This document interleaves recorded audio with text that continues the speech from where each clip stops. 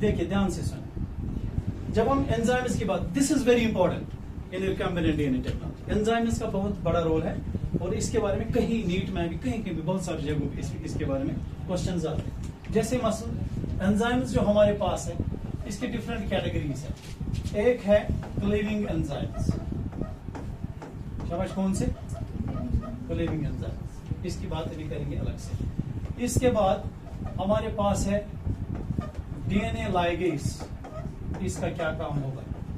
These are different types of enzymes and different types of enzymes and proteins which are actually used in this technique. पहले cleaving enzymes, उसके बाद DNA ligase, lysozyme का भी कुछ role है, ये भी एक एंजाइम है, एक छोटा सा प्रोटीन है। इसके बाद डीएनए सिंथेटेस, यानी डीएनए सिंथेटेसिस, ये भी एंजाइम है। इनका क्या काम होगा, इनका क्या रोल होगा? इसके बाद वी हैव रिवर्स ट्रांसक्रिप्टेस, सुना है ना? कहाँ पे रहता है? Yes, reverse transcription, reverse transcriptase.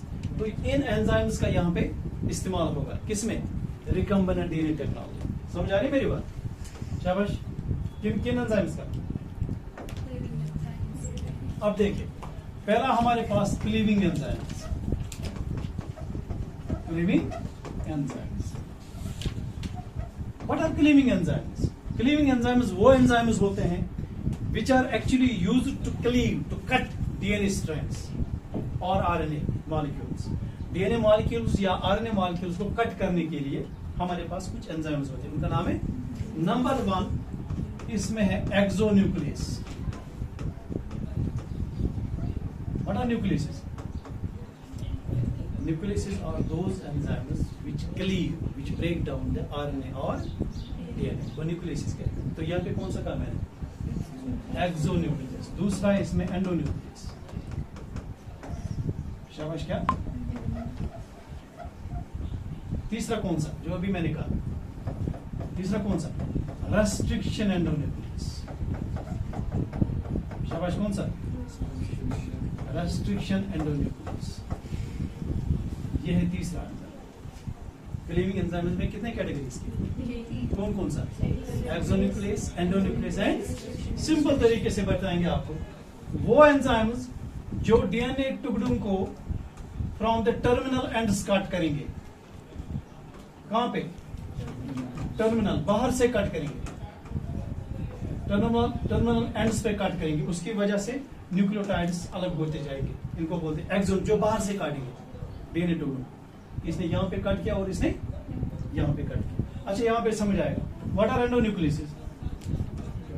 एंडोन्यूक्लियसेस are those enzymes which can cut the DNA molecules within, बीच में जो काटेंगे, एंडोन्यूक्लियस। समझ आया क्या? जरा मुझे बोलो, कौन सा था पहला? क्या कौन सा होता है? जो टर्मिनल बाहर से काटेंगे, एक्सो, दैट्स व्हाई एक्सो।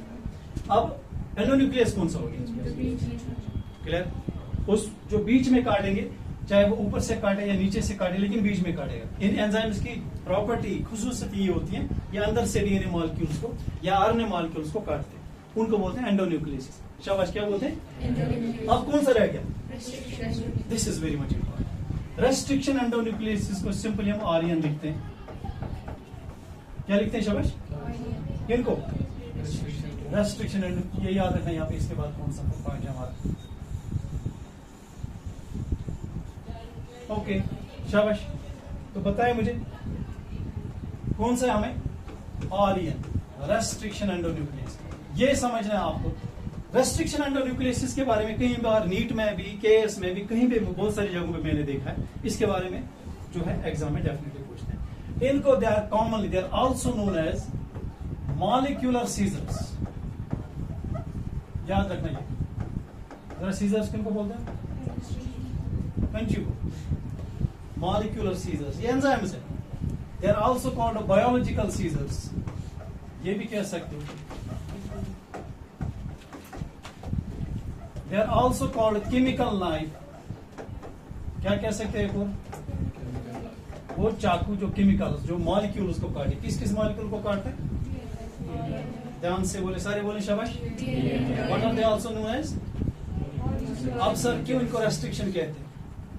अब सर इनको एंडोन्यूक्लियस की ये कहाँ पे काटेंगे, अंदर से काटेंगे बाहर से काटेंगे?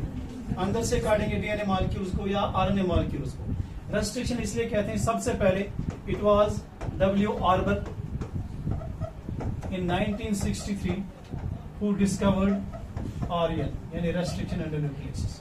देखिए क्या हुआ था, मसला क्या हुआ था, कब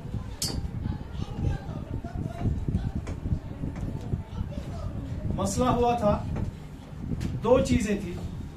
जब विलियम आर्बर ने 1963 में रेस्ट्रिक्शन एंडोन्यूक्लियस को डिस्कवर किया, उसने देखा जो इकोले है, क्या इकोले जो है इस पे बैक्टीरियोफाज काम नहीं कर पाता, इसको डिग्रेड नहीं कर पाता due to the presence of restriction endonuclease. यानी अगर बाकी बैक्टीरिया पे, बैक्टीरियोफाज पता है किसको बोलते हैं? What is bacteriophage?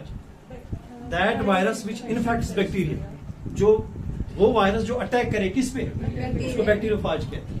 जैसे लैम्डाफाज है, बहुत सारे हैं ऐसे वायरस, बट वो उस बैक्टीरियल सेल को फिर डिसरप्ट करते हैं। लेकिन यहां पे जब देखा गया है कि जो बैक्टीरियोफाज है, जब उसने किस पे काम किया, ई कोले पे, जब उसने अटैक किस पे किया, वो इसको कोई नुकसान नहीं कर पाया due to the presence of restriction modification system. वो रेस्ट्रिक्शन मॉडिफिकेशन सिस्टम था because of the presence of, that's why actually what is happening, यहां पे ऐसा हो रहा है कि जो इसका डिग्रेडेशन है, ब्रेकडाउन है बैक्टीरिया, किस बैक्टीरिया का, ई कोलाई का, ये रुक रहा है किसकी वजह से, because it has its own enzyme that's called restriction endo, that's why it's called a restriction endonuclease. It actually restricts the degradation of bacterial cell from the attack of what, bacteriophage. That's why it's called a restriction endonuclease. It was first discovered by William Arber in 1963. Clear? इसके बाद एक और enzyme है methylase, ये भी इसी bacterial cell में होता है। ये दो चीजें बचाती है इसको from what, from the bacteriophage. ये दो चीजें इसको बचाती हैं किससे, from the attack of bacteriophage. एक तो कौन था, रेस्ट्रिक्शन एंडोन्यूक्लियस एंजाइम, दूसरा कौन था, मिथाइलेज। क्या करते हैं, इसका जो क्रोमोसोम में डीएनए है उसको ये मिथाइल ग्रुप्स ऐड करता है, उसकी वजह से भी ये डिग्रेडेशन से बच जाता है। ये दो चीजें थी उसने देखी कब, 1963 में। उसी ने फिर इन एंजाइम्स को डिस्कवर किया जिनका दूसरा नाम क्या है, बायोलॉजिकल सीजर्स। फिर उन्होंने साइंटिस्टों ने इसको इसके लिए काम इस्तेमाल में लाया, जेनेटिक इंजीनियरिंग के लिए, रिकम्बिनेंट डीएनए टेक्नोलॉजी के लिए। यहां तक आया समझ, क्लियर हो गया? अब मसला ये है, ये जो आरएन है रेस्ट्रिक्शन एंडोन्यूक्लियस है क्या असल में, ये दीज आर एंजाइम्स जिनको मैंने भी क्या कहा, बायोलॉजिकल सीजर्स या chemical knife, they are actually used to cut the DNA but at inside positions. ये इनका काम, ये इनका रेस्ट्रिक्शन एंडोन्यूक्लियस जो है हमारे पास इनके type 1, type 2 and type 3, type 3। ज्यादातर टाइप 2 वाले को हम इस्तेमाल करते हैं, ये इसके टाइप्स हैं रेस्ट्रिक्शन एंडोन्यूक्लियस। क्यों? Because they need no energy, इनको एटीपी की जरूरत नहीं है। तो ये एक बार नीट में पूछा गया था, ये इस वाले एंजाइम को क्या नहीं चाहिए, एटीपी। किस वाले को नहीं चाहिए, टाइप 2, दूसरे वाले को नहीं चाहिए। टाइप 2 रेस्ट्रिक्शन एंडोन्यूक्लियस और मैक्सिमली यूज। समझ आ रहा? ओके, तो ये है रेस्ट्रिक्शन एंडोन्यूक्लियस का मसला। अब ये है, अब सुनिए ध्यान से। Now why they are called restriction and why they are called specifically restriction endonuclease. देखिए क्या करते हैं ये, हमारा एक एंजाइम है रेस्ट्रिक्शन एंडोन्यूक्लियस। सबसे पहले ये समझ लीजिए, हाइंड सेकंड है which was first discovered enzyme, that was what, Heinz second. It was actually isolated from Haemophilus influenzae bacteria, उसी से निकाला है। This is the first restriction endonuclease which was discovered by this Arber and co-workers in 1963. समझे हम? इसके बाद एक और है हमारे पास, that is EcoR1। इसका बाज़ाब्ता नॉमेनक्लेचर होता है। Eco stands for it has been isolated from E. coli. R means restriction endonuclease. इसके हमारे पास और भी स्ट्रैंड्स अवेलेबल है, EcoR second, EcoR third, लेकिन ये किसी खास स्पेसिफिक जगह पे काटते हैं। ये समझना यहाँ पे ये खास है। restriction endonucleases cut the DNA at specific sequences. शाबाश, कहाँ पे? All sequences, they are called as palindrome sequences. Palindrome sequences का हो या palindrome DNA, यानी जो restriction endonucleases है ये कहाँ पे काटते हैं? एक मखसूस सीक्वेंस पे. उनका नाम क्या है? पैलिंड्रोम. जरा सारे बोलो क्या? पैलिंड्रोम सीक्वेंस का मतलब क्या है? ये भी तो मसला हो गया. पैलिंड्रोम सीक्वेंस का ये मतलब है, देखिए ध्यान से, अगर हम किसी भी स्ट्रैंड को पढ़े from 5 prime to 3 prime direction में, उसकी सीक्वेंस सेम आनी चाहिए, उसी को पैलिंड्रोम कहते हैं. जैसे आपके पास मागाम है, ये क्या है? MAGM, यहां से पढ़ो या ये पैलिंड्रोम है. आपके पास मलयालम है, मलयालम, ये भी क्या है? आप देखो वहां से पढ़ो या ऐसे ही पैलिंड्रोम सीक्वेंस होगी, वहीं पे ये खास जगह पे काटेगा. जैसे मसलन अगर हम इको और फर्स्ट का जिक्र करेंगे, ये अक्सर 5 prime to GATTC 3 prime.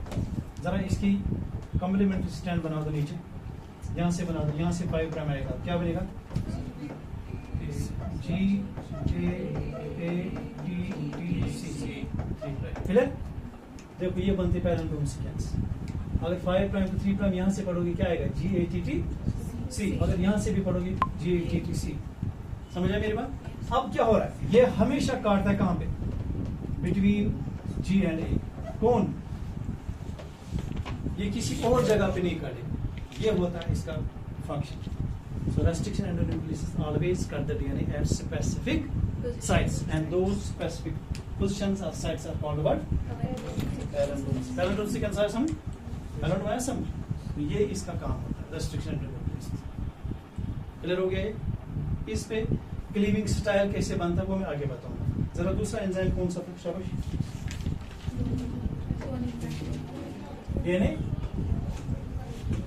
ligase. What are DNA ligase called? सुना है कभी नाम? They are also called sealing or joining enzymes.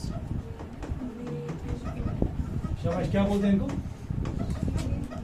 Ceiling और जॉइनिंग एंजाइम्स. मतलब ये दो डीएनए टुकड़ों को जॉइन करते हैं, सील करते हैं, जोड़ते हैं. वो क्या करते थे? वो काटते थे. ये क्या करते हैं?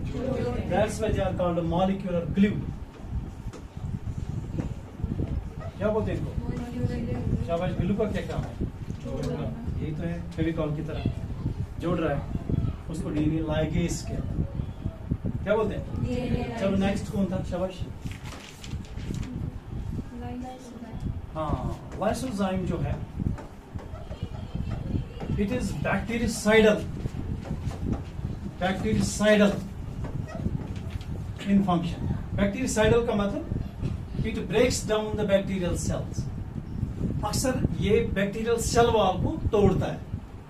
ये क्या होता है? It is actually a very small protein of 40 Dalton's.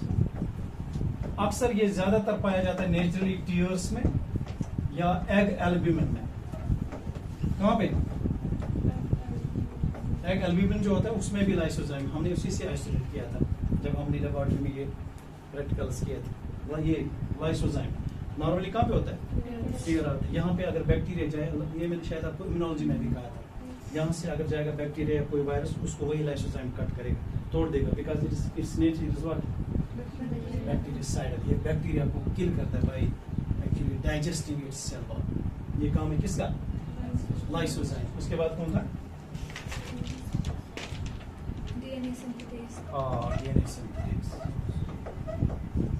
DNA synthesis क्या होता है?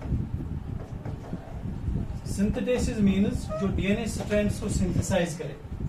इसमें डीएनए पॉलीमरेज आता है. आपने शायद मॉलिक्यूलर बायोलॉजी में बॉटनी में सुना होगा. ये डीएनए पॉलीमरेज इसमें एंजाइम आता है. What is DNA polymerase? which polymerizes the nucleotides to form DNA. ध्यान से सुनना, सिंथेटेसिस यही एंजाइम्स होते हैं जो डीएनए को सिंथेसाइज करे।